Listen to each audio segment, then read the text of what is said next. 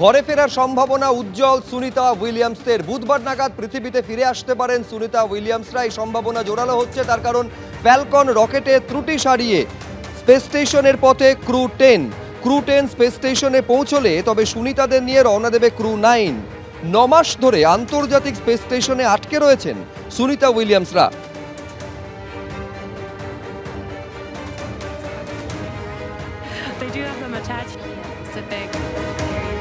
ভারতীয় সময় আজকে সকাল 4টে নাগাদ ফ্যালকন 9-এ চেপে ক্রু 10 পাড়ি দিয়েছে এবং ইন্টারন্যাশনাল স্পেস স্টেশনে ডক করবে আগামীকাল, মানে রোববার সকাল 9টা নাগাদ বা 9টার একটু পরে। প্রথমে তাদের কিছু তৈরি করতে হবে, কিছু জিনিস, কিছু পদ্ধতি আছে এবং যে জিনিসপত্র তারা নিয়ে গেছেন সেগুলোকে সব গুছিয়ে টুছিয়ে নিয়ে তার কয়েক ঘন্টা পর, ডকিং এর কয়েক ঘন্টা পর তারা ইন্টারন্যাশনাল স্পেস স্টেশনে প্রবেশ করবেন।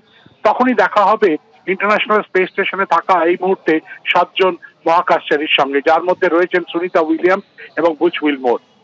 এবং নাসার তরফ থেকে এখন অব্দি যা জানা গেছে যে আগামী বুধবার 19 তারিখ তারা হয়তো সেখান থেকে আনডক করে ক্রু 9 ক্যাপসুলে করে তারা পৃথিবীতে ফিরে আসবেন।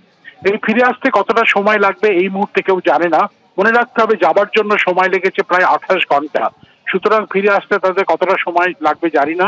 কিন্তু এই ফিরে আসার সময় তারা ফ্লোরিডার উপকণ্ঠে প্রশান্ত মহাসাগরের উপরে স্প্ল্যাশ ডাউন হবে। বড় বড় প্যারাশুটের মাধ্যমে তাদের গতিবেগকে কমিয়ে এনে জলের উপরে আস্তে আস্তে তাদেরকে নামানো হবে। তারপরেই আমরা জানতে পারবো যে সুনিতা উইলিয়ামসের এবং বুচ উইলমোরের তাদের শারীরিক এবং মানসিক অবস্থার কথা, তাদেরকে কি ধরনের সাহায্য করতে পারে, যে সমস্ত চিকিৎসক দল এখনই তৈরি হয়ে আছেন সেগুলো তাদের মোকাবিলা করার জন্য তখন পরবর্তীকালে জানা যাবে। আর এবার আবহাওয়ার খবর। চলতি মাসে তাপমাত্রা পৌঁছে যেতে পারে 40 ডিগ্রিতে। কিছু কিছু জেলায় তাপমাত্রা 40 ডিগ্রি ছাড়িয়ে পর্যন্ত যেতে পারে, এই উদ্বেগের কথা জানাচ্ছে আলিপুর আবহাওয়া দফতর। মোট 5টি জেলায় তাপপ্রবাহের সতর্কতার কথা জানানো হয়েছে, যেখানে গরম চরমে উঠতে পারে। বাঁকুড়া, ঝাড়গ্রাম, পশ্চিম মেদিনীপুর, পশ্চিম বর্ধমান এবং বীরভূম। আজকের মতো আগামীকালও তাপপ্রবাহের সতর্কতা থাকছে দক্ষিণবঙ্গে।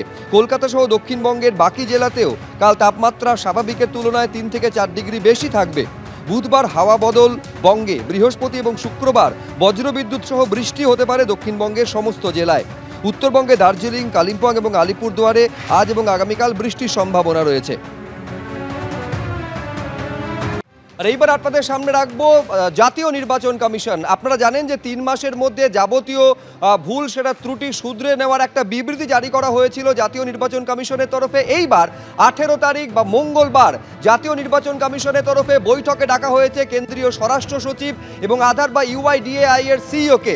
এইখানে সম্ভাবনা জোরালো হচ্ছে যে তাহলে কি এবার ভোটার কার্ড এবং আধার কার্ড লিঙ্ক করার পর ভোট দান করা, এই দিকে কি হাঁটতে চলেছে জাতীয় নির্বাচন কমিশন? 18 তারিখ যে বৈঠক জাতীয় নির্বাচন কমিশন ডেকেছে, যাতে কেন্দ্রীয় স্বরাষ্ট্র সচিবকে ডাকা হয়েছে এবং UIDAI বা আধারের সিইওকে এই বৈঠকে ডাকা হয়েছে। ফলে এই ত্রুটি কিভাবে সংশোধন করা যায় নির্ধারিত সময়ের মধ্যে, নিঃসন্দেহে সেই নিয়ে আলোচনা হওয়ার সম্ভাবনা।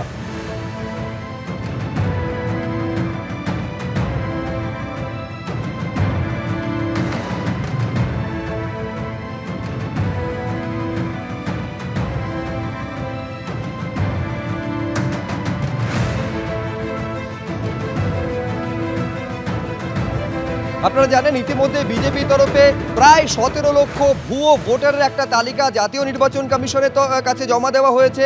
শুভেন্দু অধিকারী গত 6 তারিখ এই সওয়াল করেছিলেন যে আধারের সঙ্গে ভোটার কার্ড লিঙ্ক করে বায়োমেট্রিক পদ্ধতিতে যেন ভোট দান সুনিশ্চিত করা হয়, এই পথে যেন জাতীয় নির্বাচন কমিশন হাঁটে।